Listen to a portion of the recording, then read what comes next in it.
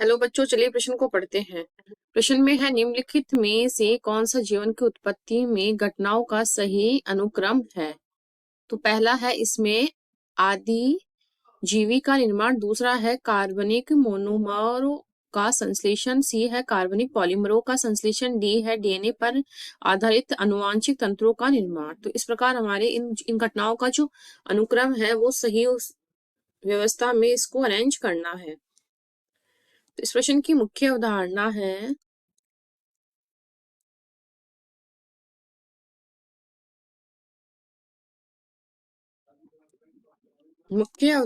जैव विकास।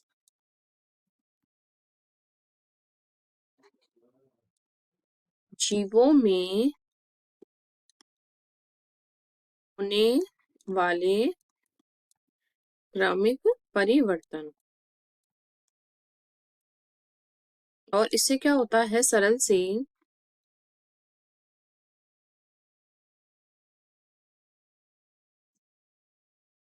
जटिल जीवों का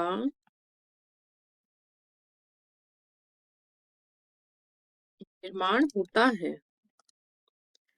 अब इसका हमें क्रम बताना है। तो कार्बनिक जो थे, कार्बनिक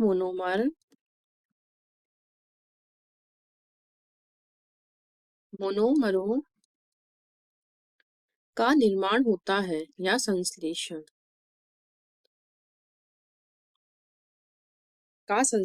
होता है।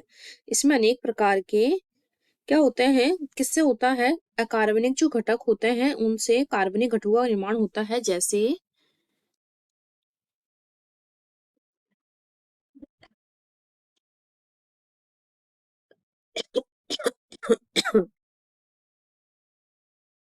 जैसे मीथेन, हाइड्रोजन साइनाइड आदि घटकों का निर्माण हुआ। फिर इन्हीं घटकों से क्या हुआ, कार्बनिक मोनोमरों से कार्बनिक पॉलीमरों का निर्माण हुआ। पॉलीमरों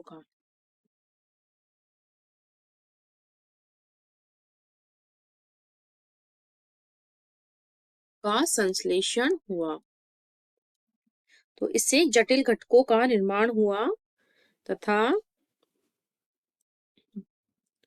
जटिल घटकों का निर्माण, इसमें एमिनो अम्ल बन गए और अमोनिया, ये सभी मिलकर इसमें क्या बनाते हैं, इसमें जैसे प्रोटीन आदि का निर्माण होता है। प्रोटीन, वसा, कार्बोहाइड्रेट आदि का। फिर इसके बाद क्या है, आदि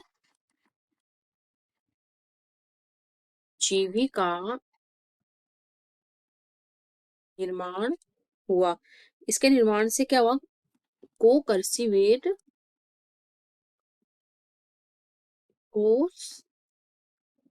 सर्वेट कहा इसको। फिर इसके बाद यूकैरियोटिक जो प्रकार के जीव हैं उनका निर्माण हुआ, जो थे डीएनए पर आधारित, इनका डीएनए पर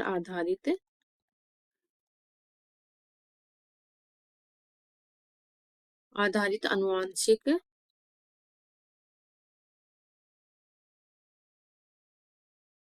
आनुवांशिक तंत्रों का निर्माण हुआ।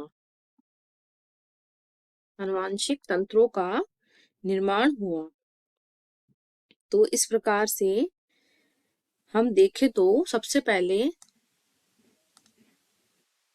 क्या है, इसमें आदि जीवी का निर्माण हुआ, उसमें क्या है, कोकरसीवेट बोला, और इसी को इसमें शुगर का आदि का इनका निर्माण। तो इस प्रकार हमारे कार्बनिक मोनोमर से कार्बनिक पॉलीमर, फिर कार्बनिक पॉलीमर से आदि जीवी का निर्माण, फिर डीएनए आधारित आनुवांशिक सूचनाओं का निर्माण, आनुवांशिक तंत्रों का। तो इस प्रकार दूसरा, तीसरा, पहला, चौथा, इस प्रकार डी विकल्प हमारा सही हो जाएगा और बाकी के विकल्प कट जाएंगे। आशा करती हूँ आपको इस प्रश्न का हल समझ में आया होगा। धन्यवाद।